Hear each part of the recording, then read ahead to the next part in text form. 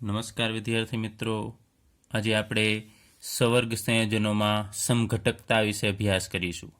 તો સમઘટકતા કેને કહેવાય એ તમે ધોરણ 11ની અંદર પણ અભ્યાસ કરી ગયા છો. તો સમઘટકતા કેને કહેવાય? જે સંયોજનોના રાસાયણિક સૂત્ર અથવા તો આણ્વીય સૂત્ર સરખા હોય પરંતુ પરમાણુઓની ગોઠવણી ભિન્ન એટલે કે જુદી જુદી હોય એને એકબીજાના સમઘટકો કહેવાય અને એ ઘટનાને સમઘટકતા કહેવામાં આવે છે. તો સમઘટકો છે એના એક અથવા તો વધારે ભૌતિક અથવા તો રાસાયણિક ગુણધર્મો છે જુદા જુદા જોવા મળે છે. એટલે કે બધી વસ્તુ એને ટોટલ એની અંદર રહેલા પરમાણુની સંખ્યા છે એ બધી સમાન હશે પરંતુ ગોઠવણીથી એ અલગ પડશે ને એના કારણે એના ગુણધર્મો છે એમાં પણ ચેન્જીસ જોવા મળશે. તો અહીંયા આપણે ખાસ સવર્ગ સંયોજનોમાં જોવા મળતી સમઘટકતા વિશે અભ્યાસ કરવાનો છે. તો અહીંયા સમઘટકતાના આપણે મુખ્ય બે પ્રકાર જોઈએ: અવકાશીય સમઘટકતા અને બંધારણીય સમઘટકતા. જે આપણે 11મા ધોરણની અંદર પણ આનું વર્ગીકરણ કરેલું. તો અવકાશીય સમઘટકતા છે એના ફરીથી બે પ્રકાર પાડવામાં આવે છે: ભૌમિતિક સમઘટકતા અને પ્રકાશીય સમઘટકતા. બંધારણીય સમઘટકતા છે એના 4 પ્રકાર પાડવામાં આવે છે: બંધન સમઘટકતા, સવર્ગ સમઘટકતા, આયનીકરણ સમઘટકતા અને દ્રાવક મિશ્રણ સમઘટકતા. તો અહીં આપણે આ જુદા જુદા પ્રકારની સમઘટકતા છે એના વિશે વિગતવાર અભ્યાસ કરીએ. સૌપ્રથમ આપણે અવકાશીય સમઘટકતા વિશે અભ્યાસ કરીએ અને એના બંને પ્રકાર વિશે અભ્યાસ કરીએ. તો અવકાશીય સમઘટકતા કેને કહેવાય? તો જે સંયોજનોના રાસાયણિક સૂત્ર છે એ સમાન હોય અને સમાન રાસાયણિક બંધન પણ હોય. યાદ રાખજો, બંને વસ્તુ સમાન હશે. રાસાયણિક સૂત્ર એટલે કે પરમાણુની સંખ્યા પણ સમાન હશે અને રાસાયણિક બંધન એટલે કે બંધ સમાન. જે તે પરમાણુ છે એકબીજા સંયોજનમાં સમાન પરમાણુ સાથે જ જોડાયેલો હશે. અહીંયા આપણે હમણાં ઉદાહરણ લઈ ત્યારે આપણે સમજીએ. પરંતુ જુદી જુદી અવકાશીય ગોઠવણી હોય તો એને આપણે અવકાશીય સમઘટકો કહેશું અને ઘટનાને અવકાશીય સમઘટકતા. તો ખાસ આ બે વસ્તુ યાદ રાખજો: રાસાયણિક સૂત્ર અથવા આણ્વીય સૂત્ર સમાન હોય અને રાસાયણિક બંધન પણ સમાન હોય પરંતુ અવકાશમાં એ પરમાણુની ગોઠવણી છે એ જુદી જુદી હોય એને અવકાશીય સમઘટકતા કહેશું. ચાલો એનો આપણે પ્રથમ પ્રકાર લઈએ: ભૌમિતિક સમઘટકતા. હવે એક બીજી વસ્તુ કે સમઘટકતા છે એમાં જે સમઘટકો હોય છે બે અથવા વધારે સંયોજન પણ હોઈ શકે. બે તો હશે જ પણ બે કરતાં વધારે પણ હોઈ શકે. હવે ભૌમિતિક સમઘટકતા કેને કહેવાય? તો આ પ્રકારની સમઘટકતા છે એ કયા પ્રકારના સંયોજનમાં ઉત્પન્ન થાય છે? તો હિટ્રોલેપ્ટિક સંકીર્ણોમાં ઉત્પન્ન થશે. તો હિટ્રોલેપ્ટિક સંકીર્ણ કેને કહેવાય? આપણે આગળ ઉપર અભ્યાસ કરી ગયા છીએ કે જે સવર્ગ સંયોજનની અંદર જુદા જુદા પ્રકારના લિગેન્ડ આવેલા હોય એને આપણે હિટ્રોલેપ્ટિક સંકીર્ણ કહીએ છીએ. તો હિટ્રોલેપ્ટિક સંકીર્ણમાં લિગેન્ડની જુદી જુદી ગોઠવણીને કારણે આ ભૌમિતિક સમઘટકતા છે ઉત્પન્ન થાય છે. તો ભૌમિતિક સમઘટકતા છે એ બે પ્રકારના સવર્ગાંક ધરાવતા સંયોજનમાં જોવા મળે છે: એક સવર્ગાંક 4 અને સવર્ગાંક 6. એટલે કે ધાતુ પરમાણુ સાથે જો 4 લિગેન્ડ જોડાયેલા હોય તો પણ ભૌમિતિક સમઘટકતા જોવા મળે છે અને 6 લિગેન્ડ જોડાયેલા હોય તો પણ ભૌમિતિક સમઘટકતા છે જોવા મળશે. હવે 4 અને 6 એટલે આપણે એવું નથી લેવાનું કે 6 જ લિગેન્ડ હોય. એ દ્વિદંતીય લિગેન્ડ હોય તો પાછા ઓછા હોય. કેટલા બંધ બનાવે છે એના આધારે એનો સવર્ગાંક નક્કી થાય છે.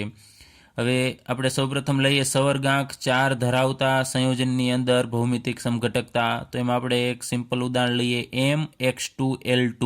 તો એમાં તમે જુઓ છો અહીંયા M એટલે ધાતુ છે અને X અને L એ અહીંયા આપણે એક દંતીય લિગેન્ડ લીધેલા છે. એટલે ટોટલ અહીંયા 4 લિગેન્ડ જોડાયેલા છે. X2L2 એટલે અહીંયા 2X એટલે કે સમાન પ્રકારના છે અને બીજા બે જે L છે એ સમાન પ્રકારના છે. તો અહીંયા 4 લિગેન્ડ જોડાવાથી આપણને જે સવર્ગ સંયોજન મળશે એનો આકાર સમચોરસ હશે. તો અહીંયા આપણે એની બે જુદી જુદી ગોઠવણી છે દર્શાવી દીધી છે કે અહીંયા સેન્ટરમાં આ મેટલ એટમ હશે, ધાતુ પરમાણુ હશે, એની સાથે આ X છે એને આપણે અહીંયા તમે જુઓ છો એક જ બાજુએ રાખેલા છે, નજીક નજીક છે. જ્યારે અહીંયા બીજી આપણે ગોઠવણી લઈએ છીએ એમાં આ બંને X એકબીજાથી વિરુદ્ધ છે. અહીંયા Y છે સમાન છે, જ્યારે અહીંયા Y છે એકબીજાથી વિરુદ્ધ છે. તો અહીંયા આપણે બે જુદા જુદા પ્રકારની ગોઠવણી છે એ અહીંયા લખી શકાય. તો આ બંનેને એકબીજાના સમઘટકો કહેશું, કારણ કે આ બંનેના આણ્વીય સૂત્ર સમાન છે, MX2L2 જ છે, પરંતુ એની અંદર ગોઠવણી અલગ અલગ છે. આપણે વાત કરી હતી કે સમાન રાસાયણિક બંધન હશે, તો રાસાયણિક બંધન સમાન જ હશે કે X છે અહીંયા M સાથે જોડાયેલો છે અને અહીંયા પણ X M સાથે, તો અહીંયા પણ તમે જુઓ છો આ X M સાથે અને અહીંયાનો X પણ M સાથે. એ જ રીતે Y સેમ બંનેમાં સમાન બંધનથી જોડાયેલા છે, પરંતુ ગોઠવણી અલગ અલગ કઈ છે આપણે જોઈએ તો અહીંયા આ સમાન જે લિગેન્ડ છે, બે લિગેન્ડ, આપણે Xની વાત કરીએ તો બે X લિગેન્ડ છે એ અહીંયા આ ધાતુની એક જ બાજુએ આવેલા છે, અથવા આપણે કહીએ કે નજીક નજીક આવેલા છે.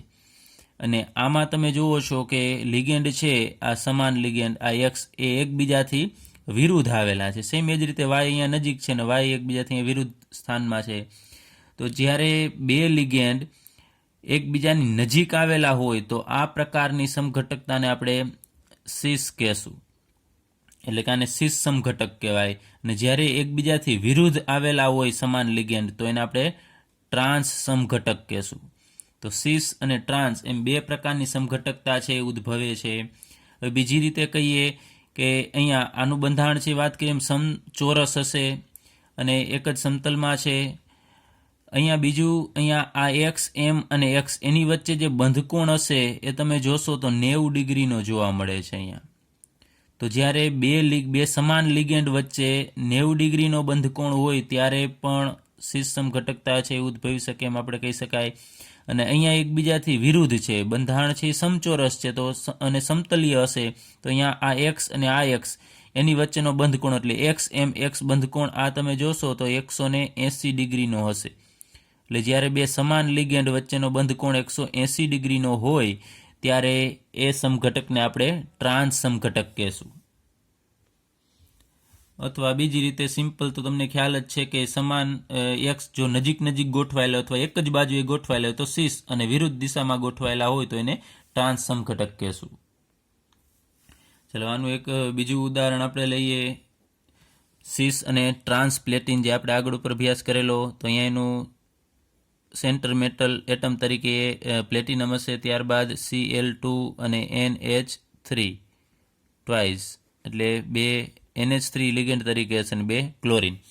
એમાં આપણે પ્લેટિનમ છે એને સેન્ટરમાં અહીંયા રાખીએ તો બે ક્લોરિન જો આ બાજુએ સમાન બાજુએ આવેલા હોય તો આને આપણે સિસ કહેશું. સેમ એ જ રીતે આ બીજા બે લિગેન્ડ પણ સમાન છે તો એ પણ એક જ બાજુએ એટલે કે સમાન બાજુએ આવેલા છે અને એની વચ્ચે પણ 90 ડિગ્રીનો બંધકોણ થશે.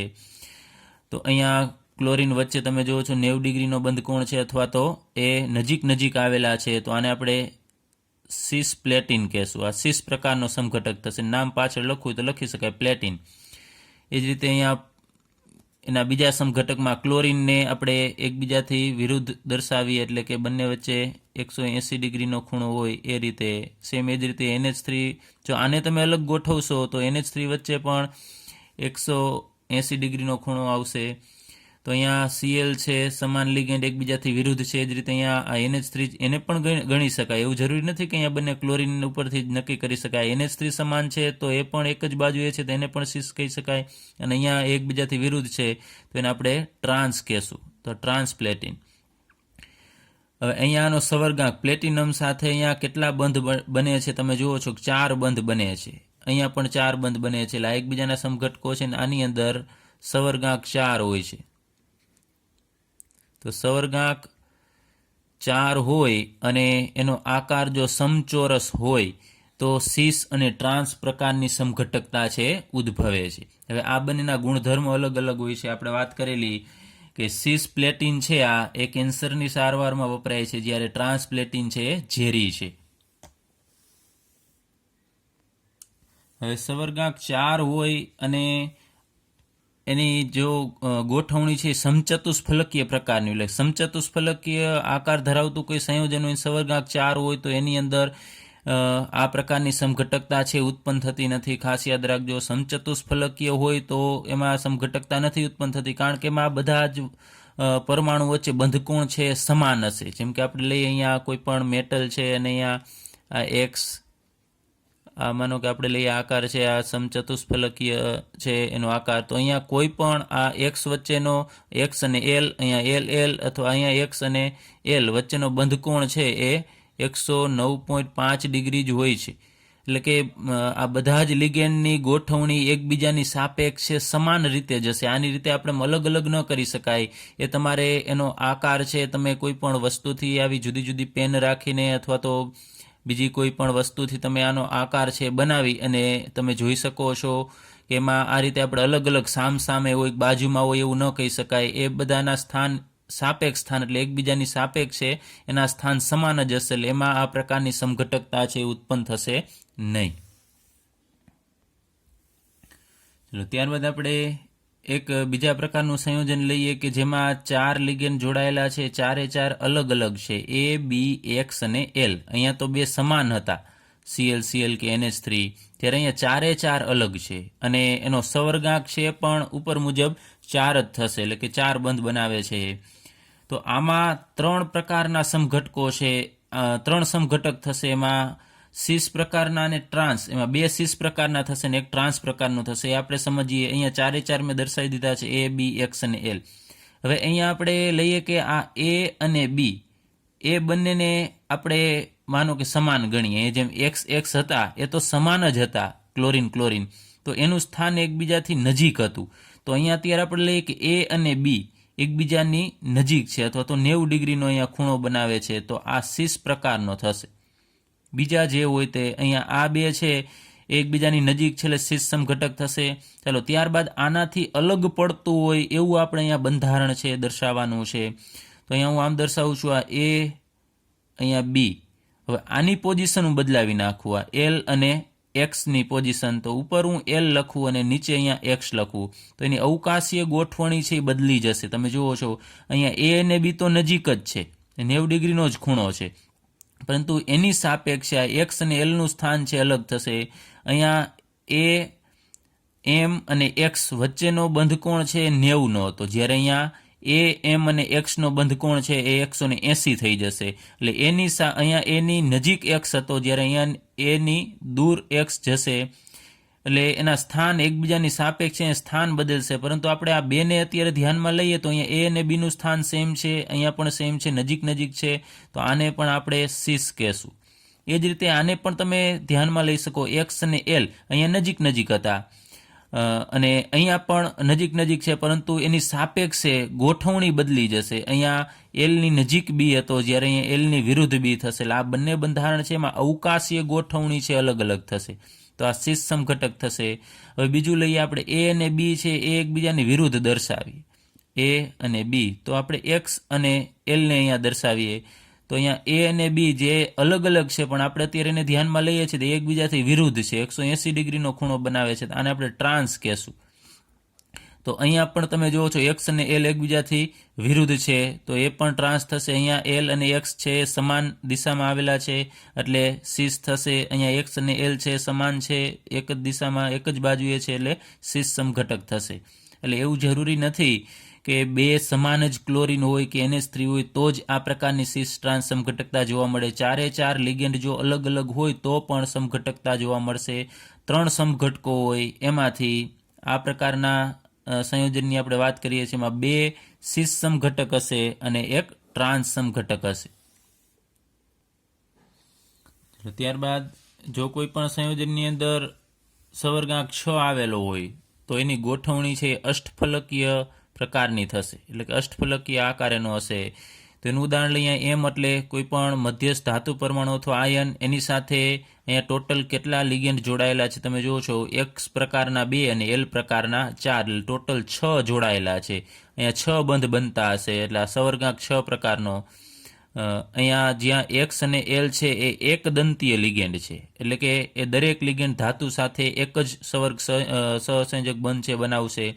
તો એનું ઉદાહરણ આપણે લઈએ. અહીંયા CO NH3 4 ટાઈમ્સ, તો Lની જગ્યાએ અહીંયા આપણે NH3 લીધેલો છે એ 4 છે, અને Xની જગ્યાએ અહીંયા ક્લોરીન લીધેલો છે એ 2 છે, અને Mની જગ્યાએ કોબાલ્ટ છે. તો અહીંયા પણ ભૌમિતિક સમઘટકતા 2 જોવા મળશે, સિસ અને ટ્રાન્સ. તો અહીંયા આપણે દર્શાવીએ કોબાલ્ટ છે એને આપણે સેન્ટરમાં રાખવાનો. અષ્ટફલકીય આકાર છે એ દોરવા માટે આપણે એક આમ ચોરસ રચના દર્શાવીશું, આમ ચોરસ બને એ રીતે. ત્યારબાદ અહીંયા ચલો આમ આકાર દર્શાવી દઉં છું, આ ચોરસ. પછી એક આ ચોરસની સમતલની ઉપરની તરફ આપણે એક લિગેન્ડ અહીંયા જોડવાનો થશે ને એક લિગેન્ડ અહીંયા. એટલે આવા 6 બંધ છે આપણે અત્યારે દર્શાવી દઈએ છીએ. એમાં 4 NH3 છે અને 2 ક્લોરીન છે. એમાં 2 ક્લોરીન છે અને અત્યારે હું અહીંયા આમ દર્શાવી દઉં છું Cl અને બાકીના 4 NH3 છે એને આપણે બાકી રહેલા સ્થાન ઉપર જોડી દઈએ.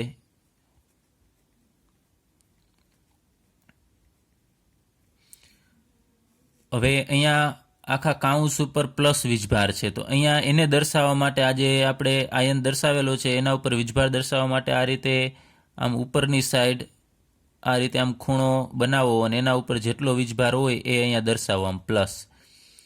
ચાલો એ જ રીતે આપણે બીજી એની ગોઠવણી બીજા પ્રકારે લઈએ કે અહીંયા ક્લોરીન છે, તમે જુઓ છો બાજુમાં છે. અહીંયા ક્લોરીન અને આ ક્લોરીન છે એ બાજુમાં છે અને એની વચ્ચેનો બંધકોણ છે એ 90 ડિગ્રીનો હશે. આપણને આમાં ન દેખાય કેમ કે આ સમતલ એક જ સમતલમાં આપણે આકૃતિ દર્શાવેલી છે, પરંતુ આ સમતલમાં રહેલો બંધ છે અને આ એને લંબ હશે. 90 ડિગ્રીના ખૂણે આ ક્લોરીન છે ગોઠવાયેલો હશે. એટલે આની વચ્ચેનો બંધકોણ છે 90 હશે. અથવા તો અહીંયા ક્લોરીન છે બાજુમાં છે. જ્યારે સમાન લિગેન્ડ બે બાજુમાં હોય તો એ સમઘટકને આપણે સીસ સમઘટક કહીએ છીએ. તો આ સીસ પ્રકારનો સમઘટક છે. હવે આપણે એનો બીજો સમઘટક દર્શાવીએ તો એમાં CO ની સાથે જે ક્લોરીન જોડાયેલા છે એને આપણે વિરુદ્ધ સ્થાન ઉપર દર્શાવવાના. અહીંયા બાજુમાં છે તો અહીંયા આપણે એકબીજાથી વિરુદ્ધ એટલે 180 ડિગ્રીના ખૂણે દર્શાવવાના થશે અને બાકીની 4 જગ્યાએ આપણે એક NH3 ગોઠવી દઈએ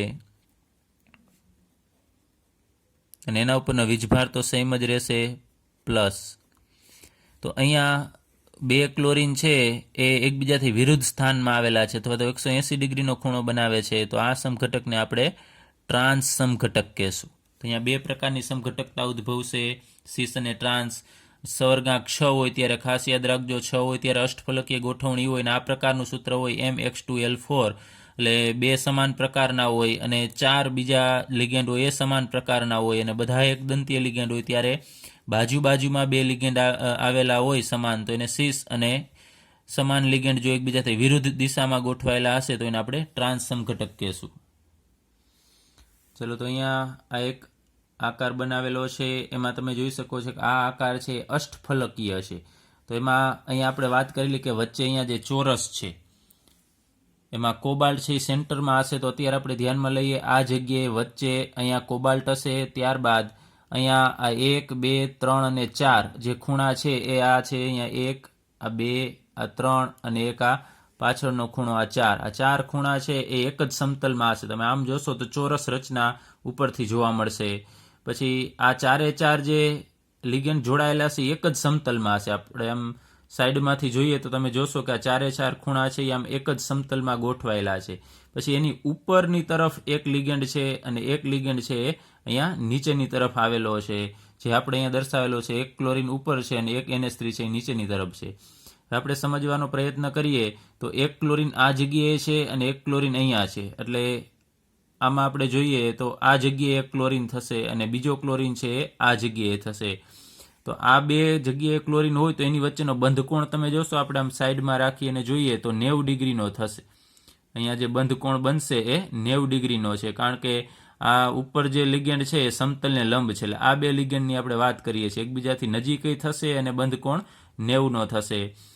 સેમ જ રીતે ઉપર એક ક્લોરીન હોય, એક નીચેની તરફ ક્લોરીન હોય, તો અહીંયા એક દર્શાવીએ અને એક ક્લોરીન જો નીચેની તરફ હોય તો એકબીજાથી વિરુદ્ધ પોઝિશનમાં થશે અને એની વચ્ચેનો બંધકોણ તમે જોઈ શકો છો સામે હશે તો 180 ડિગ્રી એટલે કે સીધી રેખામાં છે ગોઠવાયેલા છે. હવે આને આપણે અષ્ટફલકી એટલા માટે કહીએ છીએ કારણ કે 8 ફલક આમાં બનશે. એક તમે જુઓ છો કે આ ત્રિકોણ, અત્યારે આ એક બાજુનો ત્રિકોણ, ત્યારબાદ આપણે આમ ફેરવીએ તો અહીંયા બીજો ત્રિકોણ બનશે.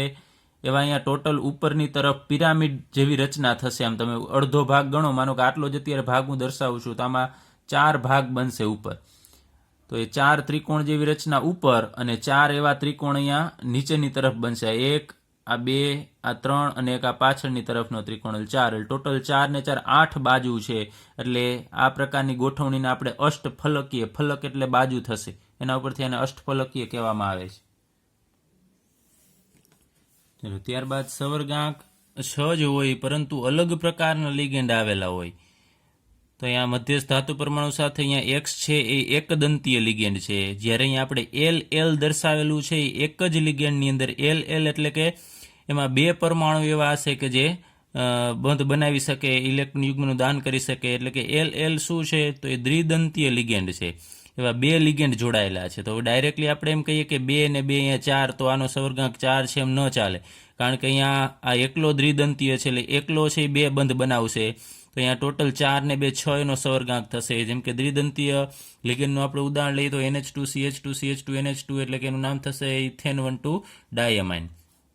તો આનું આપણે એક ઉદાહરણ લઈએ. એમાં અહીંયા CO સેન્ટ્રલ મેટલ તરીકે અહીંયા CO લઈએ અને એક્સની જગ્યાએ આપણે ક્લોરીન લેવાનો છે, એટલે અહીંયા આપણે એના તરીકે અહીંયા ઉદાહરણ લઈએ CO, ત્યારબાદ એક્સની જગ્યાએ અહીંયા Cl2 લઈએ, ત્યારબાદ અહીંયા એલની જગ્યાએ આપણે લેવાનો છે લિગેન્ડ ઇથેન 1,2 ડાયમાઇન, જેને આપણે ટૂંકમાં EN વડે દર્શાવીએ છીએ, અને એવા બે આવેલા છે એટલે ટ્વાઇસ, અને આમ કાઉન્સ આપણે પૂર્ણ કરવાનો છે, અને એના ઉપર જો વીજભાર આવતો હોય તો આપણે દર્શાવવાનો.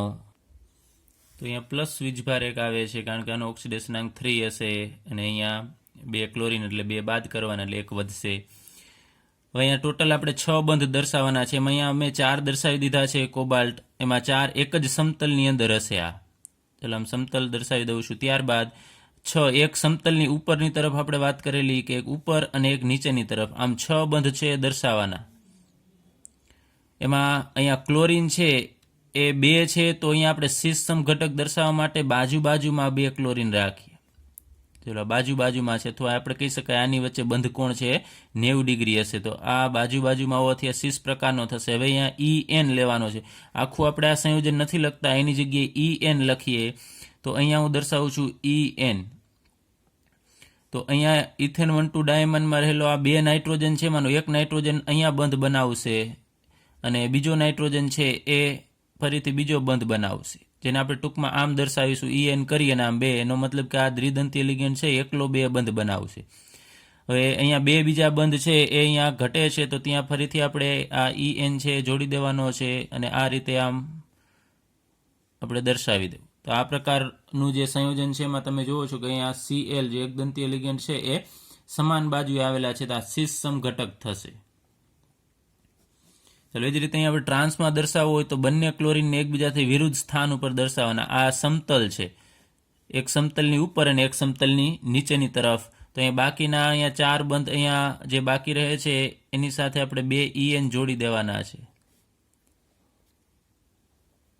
ઇથેન 1,2 ડાયમાઇન છે એ કોબાલ્ટ સાથે આ રીતે બંધ બનાવશે.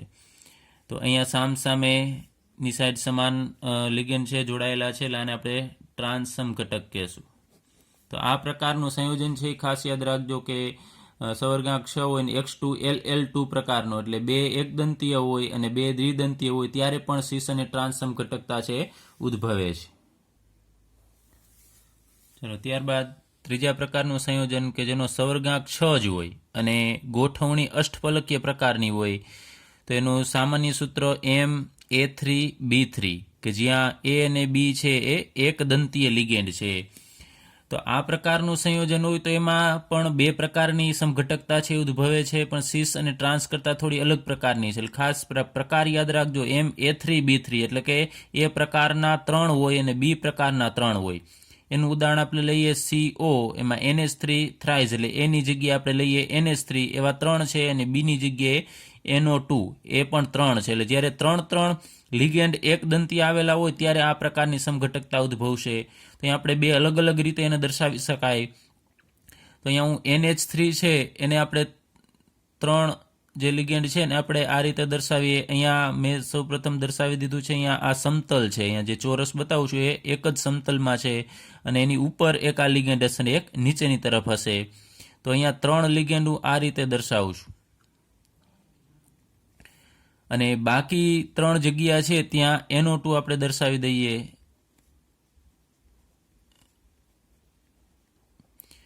તો અહીંયા અષ્ટફલકમાં મેં આગળ ઉપર તમને વાત કરેલી કે 8 ફલક હોય એટલે કે બાજુ હોય. તો અહીંયા હું એ બાજુ દર્શાવવાનો અહીંયા પ્રયત્ન કરું છું કે ઉપરના લિગેન્ડને આ 4 સમતલના લિગેન્ડ સાથે આપણે જોડી દઈએ તો આપણને 4 ફલક મળશે. એમાંનું આ ફલક આપણે વાત કરીએ. આ બાજુનું ત્રિકોણ બનશે, અહીંયા તમે જુઓ છો. ચલો, આ ત્રિકોણ જેવી રચના થશે. એમાં આ ત્રિકોણના ત્રણેય ખૂણા ઉપર NH3 છે એ ગોઠવાયેલો છે. એ જ રીતે આપણે આ NO2 ની ગોઠવણી જોશું તો એમાં પણ એક ત્રિકોણ બનશે. અહીંયા આ બંને NH3 ને આ NO2 ને આની સાથે આપણે જોડી દઈએ તો અહીંયા પણ ત્રિકોણ એક બનશે. એ પાછળની તરફ છે એટલે થોડું તમારે 3 ડાયમેન્શનલી વિચારવું પડશે. તો અહીંયા પણ એક ત્રિકોણ બને છે જે પાછળની તરફ છે. તો એમાં પણ ત્રિકોણના ત્રણેય ખૂણા ઉપર NO2 છે એ ગોઠવાયેલા છે. અહીંયા પણ તમે જુઓ છો કે ત્રણેય ખૂણા ઉપર NH3 છે એ ગોઠવાયેલા છે. તો જ્યારે કોઈ એક ફલક, આને આપણે ફલક કહેશું અથવા ફેસ, આપણે ચહેરો જેમ કહીએ છીએ, જેમ સામેથી જોઈએ છીએ એ રીતે આ ફલક અથવા બાજુ, એને આપણે ફેસ કહેશું. તો આ એક જ ફેસ એટલે કે એક જ બાજુ ના જે ત્રણ ખૂણા છે એના ઉપર NH3 ગોઠવાયેલા છે. તો આ પ્રકારની જે સમઘટકતા છે ને એને આપણે ફેશિયલ કહેશું. આ ફેશિયલ સમઘટક થશે. એ જ રીતે આને પણ ધ્યાનમાં લેશો તો એ પણ એક જ ફેસ એટલે કે એક જ બાજુ ઉપર એના ત્રણેય ખૂણા ઉપર સમાન લિગેન્ડ છે જોડાયેલા છે.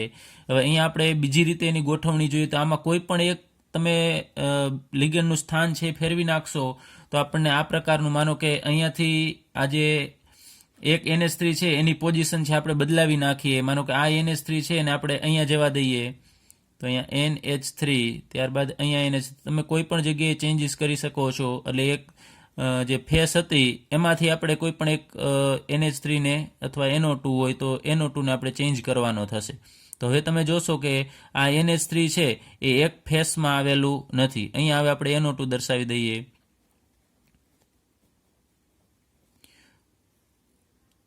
તો અહીંયા એક ત્રિકોણ બનશે, આ એક ફેસ. એ એક ફેસની અંદર આ ત્રણે ત્રણ સમાન લિગેન્ડ નથી. જોવો છો NH3, NO2, NH3. તો હવે આને આપણે ફેશિયલ કહી શકાય નહીં, પરંતુ આ જે યામ્યોતરીય પોઝિશન ઉપર ગોઠવાયેલા છે એમ કહી શકાય. એટલે કે બીજી રીતે કહ્યું તો બિન અક્ષી અથવા એક જ સમતલની અંદર આ NH3, NH3 અને અહીંયા NH3 એ એક સમતલ, તમે આમ વિચારવું પડશે, આમ ઊભું આમ એ એક જ સમતલની અંદર આ ત્રણે ત્રણ NH3 ગોઠવાયેલા છે. અને NO2 છે એ પણ એક જ સમતલની અંદર છે ગોઠવાયેલા છે. તો આને આપણે મેરિડિયોનલ કહેશું. હવે આને આપણે બીજી રીતે પણ દર્શાવી શકાય, એવું જરૂરી નથી કે આ જ રીતે. માનો કે આપણે આમ દર્શાવીએ CO, એમાં NH3 છે, એમાં આ NH3 ને તમે નીચેની તરફ લઈ જશો તો પણ એ આ જ પ્રકારની ગોઠવણી થશે. એ અલગ પ્રકારનો સમઘટક થશે નહીં. તો આ ત્રણ જગ્યાએ આપણે NO2 દર્શાવી દઈએ. તો અહીંયા તમે જુઓ છો આ ત્રણે ત્રણ સમાન લિગેન્ડ છે NO2 એ એક જ સમતલની અંદર ગોઠવાયેલા છે. એટલે કે આપણે કહી શકાય આને યામ્યોતરીયની આસપાસ છે ગોઠવાયેલા છે. અને આ NH3 છે એ પણ એક જ સમતલમાં આવેલા હશે. તો આને પણ આપણે મેરિડિયોનલ જ કહેશું. એટલે કે આ બંને સમાન થશે. અને ફેશિયલ તો હવે તમને ખ્યાલ આવી જશે, ત્રિકોણ બનશે એના ત્રણેય ખૂણા ઉપર, એટલે કે એક જ ફેસ એક જ બાજુએ આવેલા હશે. તો આને ટૂંકમાં ફેશિયલ જે છે એને ટૂંકમાં આમ ફેસ, જેમ આપણે સિસ ટ્રાન્સ કહીએ છીએ આને ટૂંકમાં ફેસ પણ કહેવામાં આવે છે. અને મેરિડિયોનલ છે એને ટૂંકમાં દર્શાવવું હોય તો મર વડે પણ દર્શાવવામાં આવે છે. મેરિડિયોનલને ટૂંકમાં મર અને ફેશિયલને ફેસ વડે દર્શાવવામાં આવે છે. ચલો, તો આપણે આ મોડેલની મદદથી સમજીએ. તો અહીંયા તમે જુઓ છો આ 3 NH3 છે એ એક ઉપર હશે અને 2 NH3 અહીંયા છે આ જગ્યાએ હશે. આ 2 NH3 અહીંયા અને એક ઉપર, એટલે 3. તો તમે અહીંયાથી આમ સામેની સાઈડથી જોશો તો અહીંયા ત્રિકોણ બને છે, 1, 2 અને અહીંયા 3. તો એક જ ફેસ ઉપર ત્રણે ત્રણ અહીંયા NH3 છે એ ગોઠવાયેલા હશે. એ જ રીતે આપણે NO2 છે એ જોઈએ તો અહીંયા તમે જુઓ છો આ 3 NO2, એમાં 2 છે એ આ જગ્યાએ આવેલા હશે અને એક છે એ નીચેની તરફ આવેલો હશે. તો આ 2 જગ્યા અને એક આ, એને આપણે આમ જોઈએ તો અહીંયા પણ તમે જુઓ છો કે એક ત્રિકોણ જેવી રચના બનશે. એટલે કે ફેસ એક બાજુ અહીંયા છે, એમાં પણ આ જગ્યાએ 2 NO2 ને એક અહીંયા હશે. એટલે એક જ ફેસમાં આવેલા હોય તો એને ફેશિયલ કહેશું. અને મેરિડિયોનલમાં હવે તમે જુઓ કે આમાં આપણે વાત કરીએ NH3, NH3 અને NH3 માં એક ઉપરની તરફ એટલે આ જગ્યાએ, ત્યારબાદ બીજો NH3 છે એ પાછળની તરફ એટલે અહીંયા થશે, આ પાછળની તરફ દર્શાવેલો છે, અને એક નીચેની તરફ એટલે અહીંયા આ જગ્યાએ. તો એ ત્રણે ત્રણ એક જ સમતલમાં આવેલા હશે. હું આને આમ ક્રોસ કરીને આમ દર્શાવું તો તમે જોશો કે આ ત્રણે ત્રણ ભાગ છે એ આ જગ્યાએ અહીંયા આ અને અહીંયા નીચેની પોઝિશન એક જ સમતલમાં આવેલી છે. સેમ એ જ રીતે અહીંયા NO2 છે આપણે દર્શાવીએ, આ NO2, આ ત્રણે ત્રણ NO2 તો અહીંયા આવશે. આ જગ્યાએ NO2, ત્યારબાદ આ NO2 છે આ જગ્યાએ હશે અને આ NO2 છે અહીંયા હશે. તો એ ત્રણે ત્રણ NO2 જે ત્રિકોણમાં આમ ગોઠવાયેલા છે 90 ડિગ્રીના ખૂણે આમ જોઈએ તો ત્રણે ત્રણ, તો એ પણ એક જ સમતલમાં આવેલા છે. તો એને આપણે યામ્યોતરીય પોઝિશન કહેશું. પછી આ રીતે તમે જોશો તો અહીંયા ત્રણે ત્રણ NH3 છે એ પણ આ તમે મોડેલની મદદથી જોઈ શકો તો એ પણ એક જ સમતલમાં હશે. આ NO2 છે એ પણ એક જ સમતલમાં હશે. તો તમે આ રીતે મોડેલ છે બનાવી અને એની મદદથી સરળતાથી સમજી શકો. ત્યારબાદ અવકાશીય સમઘટકતાનો બીજો પ્રકાર પ્રકાશીય સમઘટકતા. તો પ્રકાશીય સમઘટકતા છે કયા પ્રકારના સંયોજનમાં જોવા મળે તો MLL3 પ્રકારનો, એટલે કે અહીંયા LL એટલે કે દ્વિદંતીય લિગેન્ડ છે, અને બીજા પ્રકારનું સંયોજન MX2 LL2 એટલે કે એકદંતીય પ્રકારના લિગેન્ડ 2 હોય અને દ્વિદંતીય લિગેન્ડ જો 2 હોય તો એવા પ્રકારના સંયોજનની અંદર પ્રકાશીય સમઘટકતા છે એ હોઈ શકે. હવે પ્રકાશીય સમઘટકો છે એ RC પ્રતિબિંબો હશે, એટલે કે જે સમઘટકો હશે એ RC એટલે કે અરીસામાં જોવા મળતા પ્રતિબિંબ જેવા હશે. ત્યારબાદ એને એકબીજા ઉપર અધ્યારોપિત કરી શકાતા નથી. તો આપણે આગળ ઉપર ભણી ગયા છીએ જે પ્રકાશીય સમઘટકો હોય, કિરાલ અણુ હોય, એને એકબીજા ઉપર અધ્યારોપિત કરી શકાય નહીં. તો આગળના ચેપ્ટરમાં આપણે અભ્યાસ કરી ગયા છીએ કે આ બે હાથ છે એ એકબીજાના પ્રતિબિંબ કહેવાય. તો એને આપણે એકબીજા ઉપર આમ અધ્યારોપિત કરવા હોય તો ન કરી શકાય, કારણ કે એકબીજા ઉપર બંધ બેસતા આવે નહીં. તો આવા સમઘટકોને આપણે પ્રતિબિંબી સમઘટકો કહેશું. હવે અણુ અથવા તો આયન કે જેને એકબીજા ઉપર અધ્યારોપિત કરી શકાતા નથી તેને કિરાલ અણુ અથવા આયન કહેવામાં આવે છે. કેને કિરાલ અણુ અથવા આયન કહેવાય? તો અધ્યારોપિત થવા જોઈએ નહીં. તો આગળ ઉપર આપણે વાત કરેલી, અભ્યાસ કરી ગયા છે પ્રકાશ ક્રિયાશીલતા વિશે, કે માનો કે આ પોલારીમીટર ટ્યુબ છે.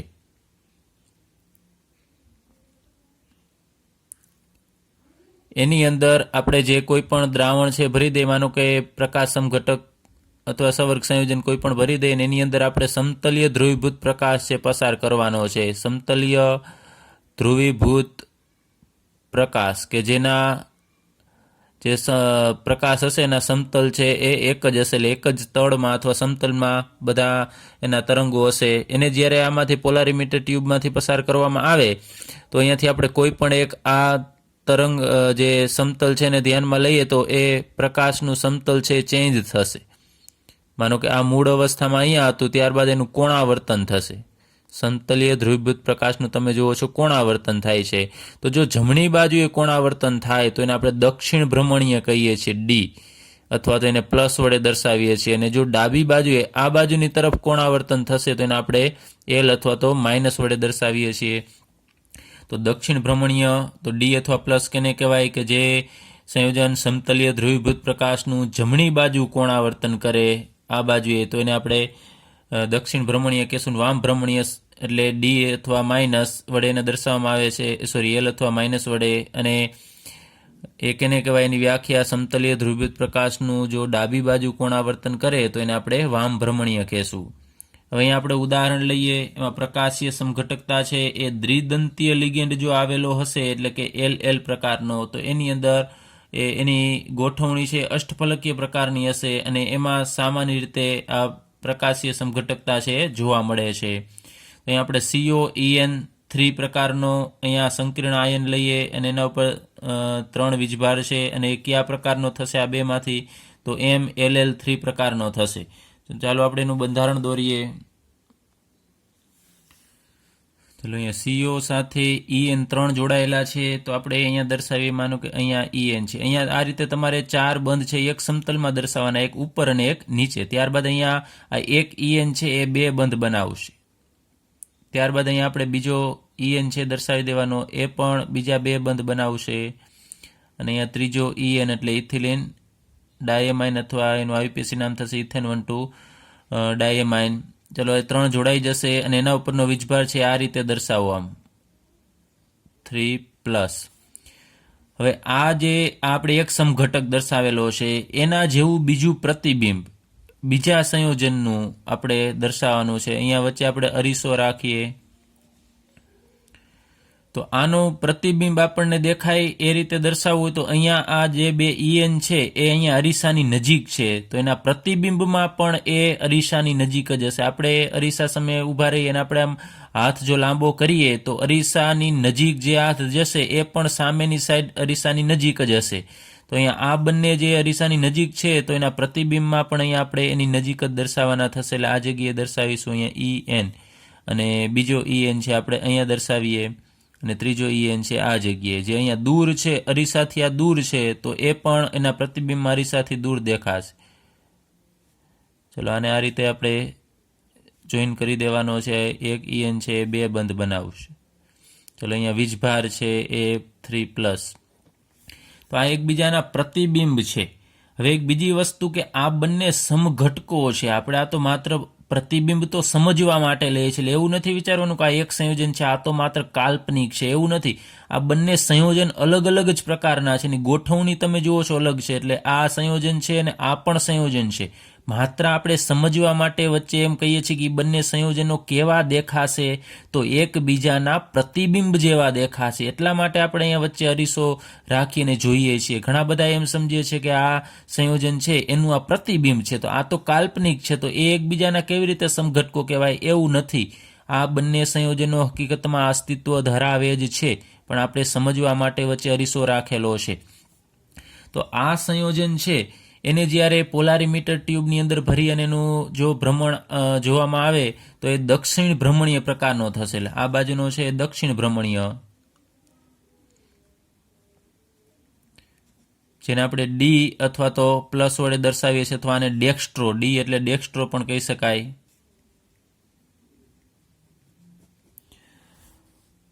આ તો એના સિવાયનું આ બીજું સંયોજન છે એ પ્રકાશનું વિરુદ્ધ દિશામાં કોણાવર્તન કરશે. તો આ જો જમણી દિશામાં પ્રકાશનું કોણાવર્તન કરતો હોય તો આ સંયોજનને આપણે જો પોલારીમીટર ટ્યુબની અંદર ભરી અને એનું ભ્રમણ જોઈએ તો એનાથી વિરુદ્ધ દિશામાં, તો આ થશે વામ ભ્રમણીય.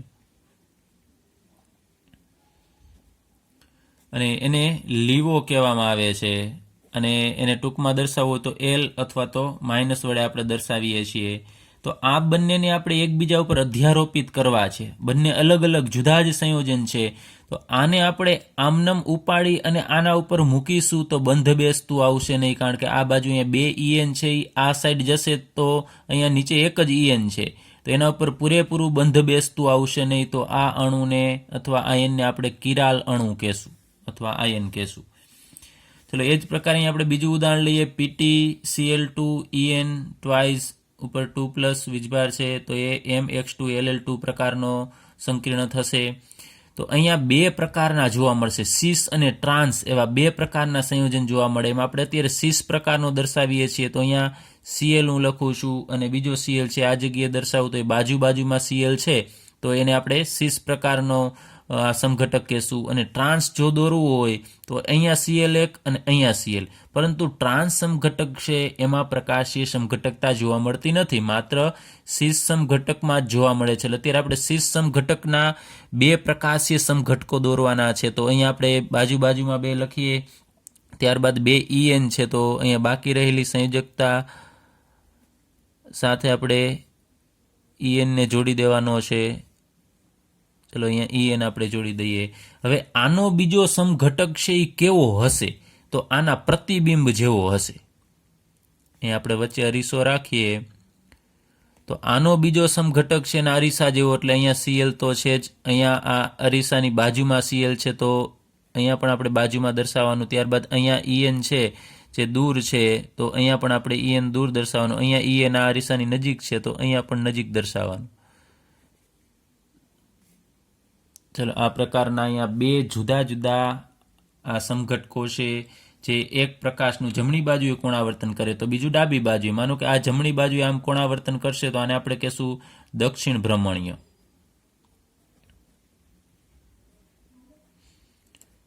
અને એને આપણે ડી અથવા તો પ્લસ વડે દર્શાવીએ છીએ, અથવા ડેક્સ્ટ્રો કહી શકાય. તો આ જો જમણી બાજુએ કોણાવર્તન કરતું હોય તો પ્રકાશનું આ ડાબી બાજુએ કોણાવર્તન કરશે, તો આને આપણે વામ ભ્રમણીય કહેશું.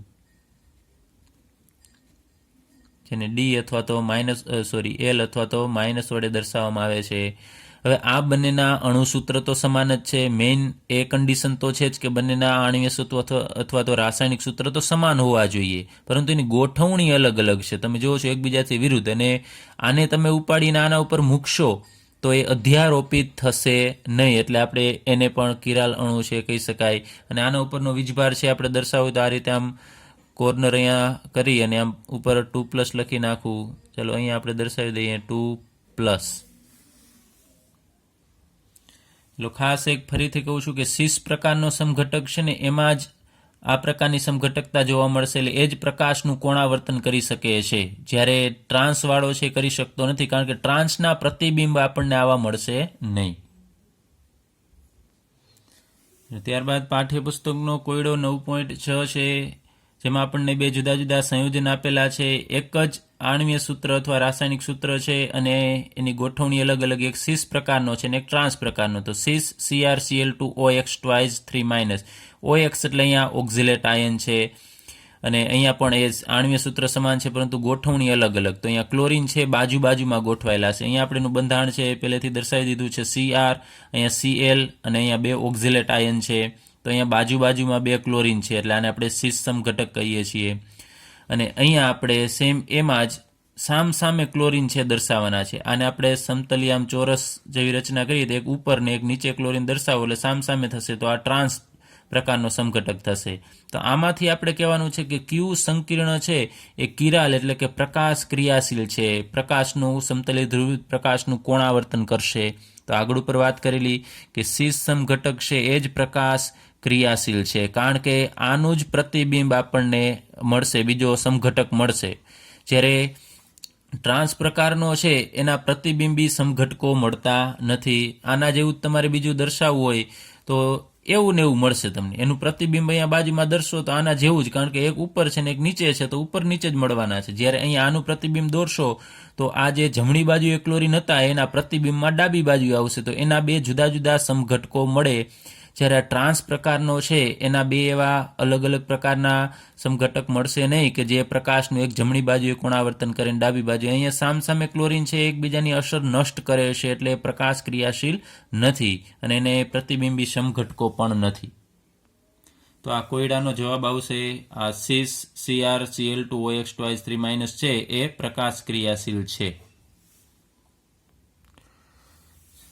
અવકાશીય સમઘટકતા પછી આપણે બીજો પ્રકાર લઈએ, બંધારણીય સમઘટકતા. તો બંધારણીય સમઘટકતા કેને કહેવાય? તો સમાન રાસાયણિક સૂત્ર હોય, એ તો તમને કન્ડિશન ખ્યાલ જ છે. સમઘટકતા હોય એટલે સમાન રાસાયણિક સૂત્ર હશે અથવા તો આણ્વીય સૂત્ર હશે, પરંતુ ભિન્ન રાસાયણિક બંધન હશે.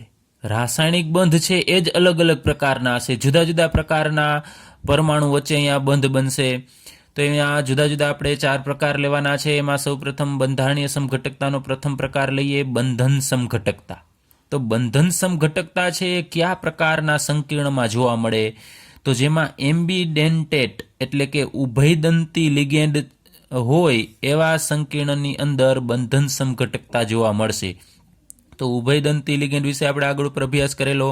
થાયોસાયનેટ છે SCN- અને બીજો NO2- છે નાઇટ્રાઇટ. એ બે લિગેન્ડ છે ઉભયદંતી લિગેન્ડ છે, કારણ કે એક જ લિગેન્ડની અંદર બે જુદા જુદા પરમાણુ છે કે જે ધાતુ સાથે જોડાઈ શકે છે.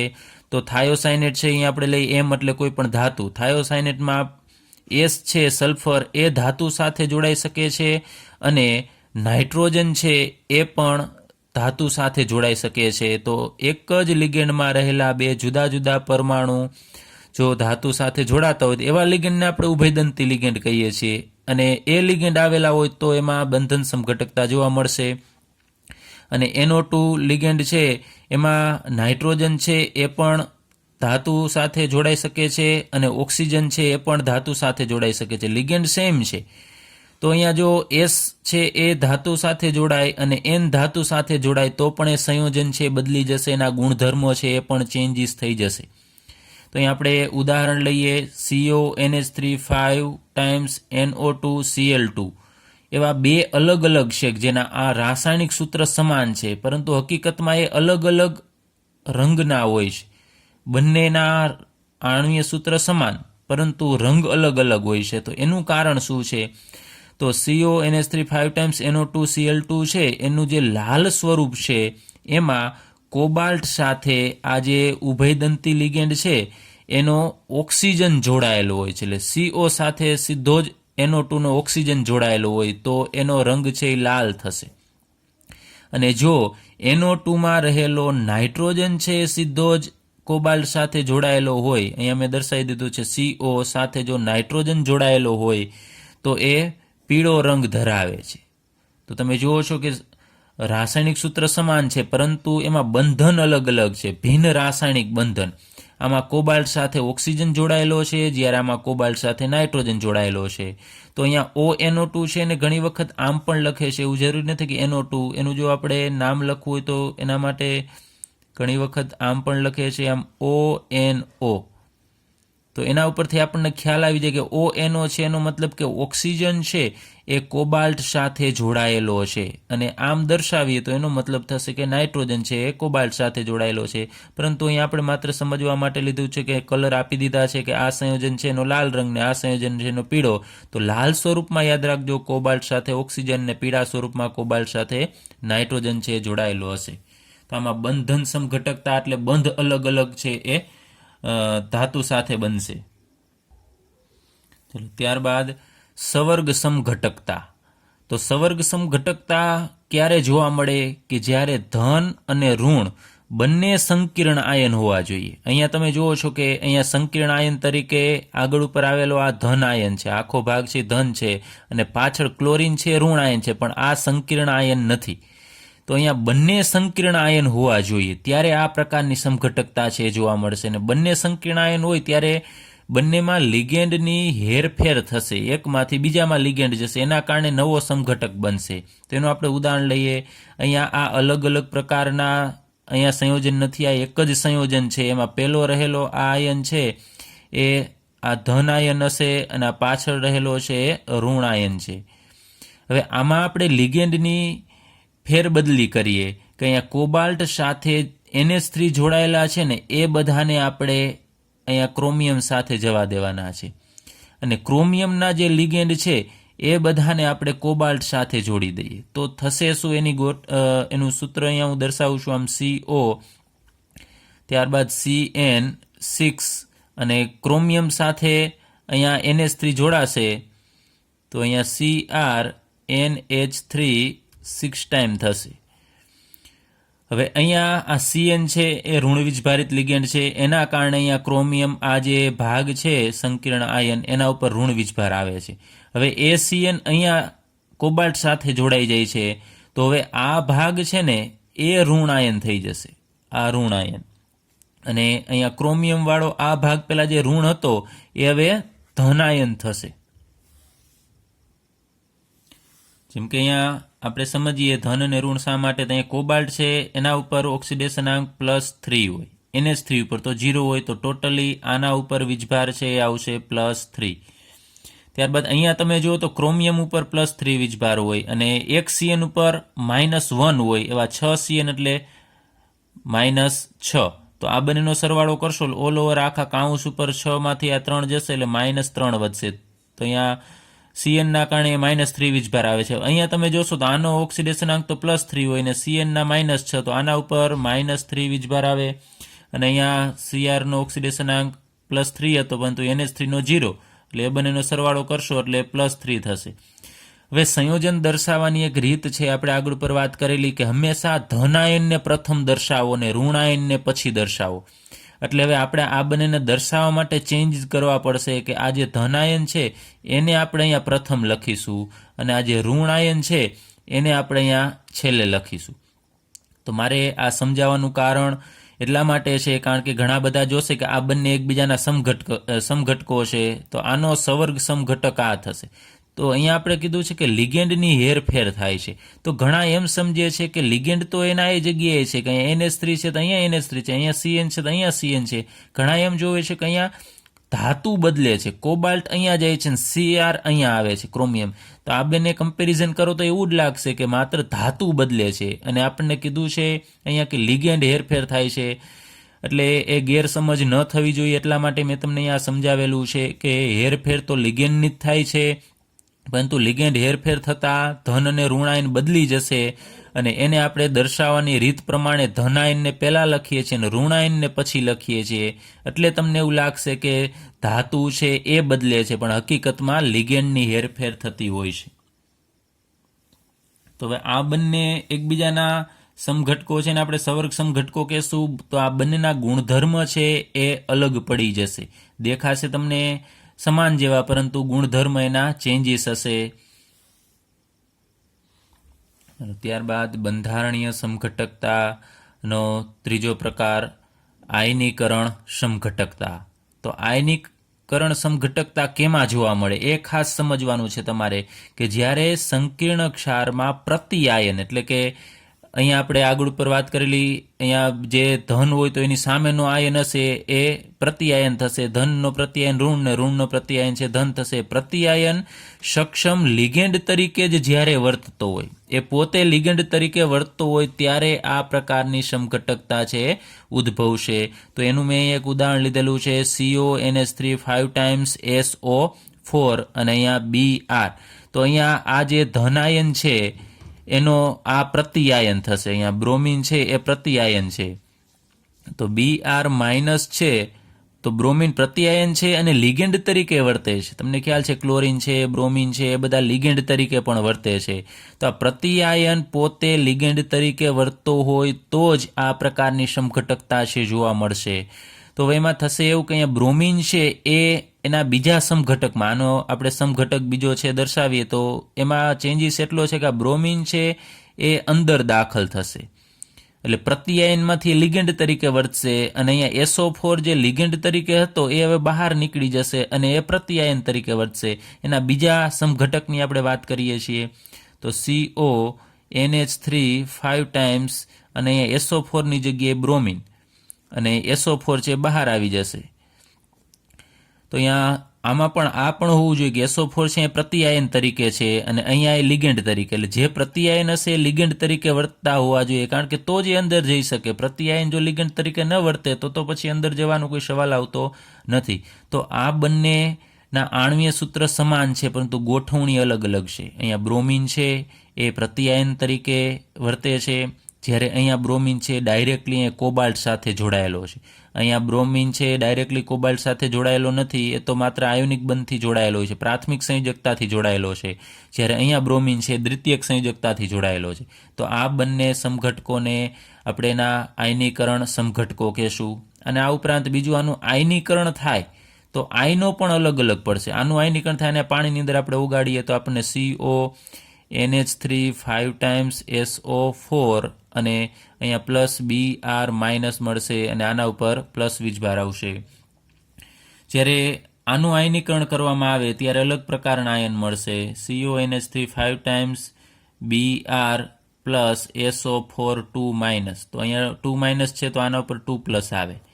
ચાલો વીજભાર બદલશે, અહીંયા પ્લસ છે ને અહીંયા માઇનસ છે, પરંતુ અંદર જશે તો આ એનો વીજભાર છે ચેન્જીસ થાય છે 2 પ્લસ ને 2 માઇનસ. તો અહીંયા તમે જો છો આયનીકરણ થશે એટલે અલગ અલગ આયન મળે છે. તો એમ પણ કહી શકાય જેના આણ્વીય સૂત્ર સમાન હોય અથવા રાસાયણિક સૂત્ર સમાન હોય પરંતુ એનું આયનીકરણ કરવાથી અલગ અલગ આયન મળે તો એને પણ આપણે આયનીકરણ સમઘટકો કહી શકાય. ત્યારબાદ છેલ્લો પ્રકાર બંધારણીય સમઘટકતાનો દ્રાવક મિશ્રણ સમઘટકતા. તો એના નામ જ સૂચવે છે કે દ્રાવક સાથેનું મિશ્રણ. તો દ્રાવક તરીકે જ્યારે પાણી હોય, એટલે કે જ્યારે પાણી દ્રાવક તરીકે હોય ત્યારે આ સમઘટકતાને જળયોજિત સમઘટકતા કહેવામાં આવે છે. જળ એટલે કે પાણી સાથે જોડાયેલું હોય અને એના કારણે જે સમઘટકતા જોવા મળે એને જળયોજિત સમઘટકતા કહેશું. તો આ સમઘટકતા છે આયનીકરણ સમઘટકતા જેવી જ છે. તો અહીંયા આપણે ઉદાહરણ લઈએ CrH2O 6 ટાઈમ્સ Cl3. તો અહીંયા H2 એટલે કે પાણીના અણુ છે લિગેન્ડ તરીકે વર્તે છે. જે 6 અણુ છે એ ડાયરેક્ટલી ક્રોમિયમ સાથે સીધા જ જોડાયેલા હોય. તમને ખ્યાલ છે કે કાઉન્સની અંદર રહેલા જે આયનો જે ધાતુ આયન હોય કે લિગેન્ડ હોય એકબીજા સાથે જોડાયેલા હશે, તો અહીંયા સીધા જ જોડાયેલા છે. તો આ પ્રકારનો સંયોજન છે એમાં બહાર અહીંયા તમે જુઓ છો Cl3 છે, તો આ સંયોજનનો રંગ જાંબલી છે, જ્યારે એનો બીજો આપણે સમઘટક દર્શાવીએ તો એક અહીંયા ક્લોરીન છે જે પ્રતિઆયન તરીકે છે, એને આપણે અંદર દાખલ કરીએ તો ક્રોમિયમ છે એનો સવર્ગાંક તો 6 ફિક્સ જ હોય, પછી 7 સાથે જોડાઈ શકે નહીં. તો એક ક્લોરીન જો અંદર દાખલ થશે તો એક H2O ને બહાર આવવું પડે. તો અહીંયા એક ક્લોરીન અંદર દાખલ થાય છે તો અહીંયા બહાર 3ની જગ્યાએ 2 જ ક્લોરીન વધશે અને બહાર રહેલો H2 મેં અહીંયા દર્શાવેલો છે. તો આ બંનેના આણ્વીય સૂત્ર સમાન થશે. તમે જુઓ છો બધી વસ્તુ ક્રોમિયમ, H2O, ક્લોરીન એ બધું સમાન છે, પરંતુ ક્લોરીન અહીંયા એક અંદર દાખલ થાય છે એટલે અહીંયા લિગેન્ડ તરીકે ક્લોરીન વર્તે છે તો એનો રંગ બદલી જશે, એનો રંગ ભૂખરો લીલો રંગ થશે. તો તમે જુઓ છો માત્ર લિગેન્ડની પોઝિશન પ્રત્યાયનમાંથી લિગેન્ડ તરીકે આવી જશે તો રંગ છે એ બદલી જશે, એના ગુણધર્મ બદલી જાય છે. તો આ બંનેને આપણે કઈ રીતે અલગ પાડી શકાય, વ્યાખ્યાયિત કરવા હોય તો કહી શકાય કે એક પ્રકારનો જે સમઘટક છે એમાં પાણીના બધા અણુઓ છે ક્રોમિયમ સાથે એટલે કે ધાતુ સાથે ડાયરેક્ટલી જોડાયેલા છે, સીધા જ બંધિત હોય છે. અને એના બીજા સમઘટકમાં છે એ મુક્ત પાણીના અણુ હશે, દ્રાવક, અહીંયા દ્રાવક તરીકે H2O છે તો એ મુક્ત દ્રાવકના અણુ તરીકે હશે. 5માંથી 1 મુક્ત થઈ ગયો છે, બહારની સાઈડ છે, જે દ્રાવણમાં મુક્ત થઈ શકે છે, પરંતુ આ 6 અણુઓ છે એ પાણીમાં ઓગાળો તો એ 6 મુક્ત થતા નથી, એટલે એક બંધિત છે બધા અણુઓ અને એકમાં એક અણુ છે મુક્ત સ્વરૂપે છે. તો આ રીતે આપણે બંનેને અલગ પાડી શકાય. અને આયનીકરણ સમઘટકતા જેવી છે એટલે કે અહીંયા આયનીકરણ કરશો તો 3 ક્લોરીન મળશે આપણને, અને આનું આયનીકરણ કરશો તો અંદરનું ક્લોરીન તો તમને ખ્યાલ છે બહાર આયનીકરણ પામી શકતો નથી, તો 2 જ ક્લોરીન છે અહીંયા મુક્ત થશે. તો અહીંયા જુદા જુદા પ્રકારના આયન છે એ જુદા જુદા અહીંયા 3 મળે છે, જ્યારે અહીંયા 2 મળે છે, અને આ આયન પણ બદલી જશે આખો. તો અહીંયા આયનીકરણ સમઘટકતા જેવી છે, પરંતુ અહીંયા પાણીનો અણુ છે એની સાપેક્ષે આપણે અલગ અલગ સમઘટકો છે દર્શાવેલા છે, એટલે આપણે આ સમઘટકતાને દ્રાવક મિશ્રણ સમઘટકતા કહેશું.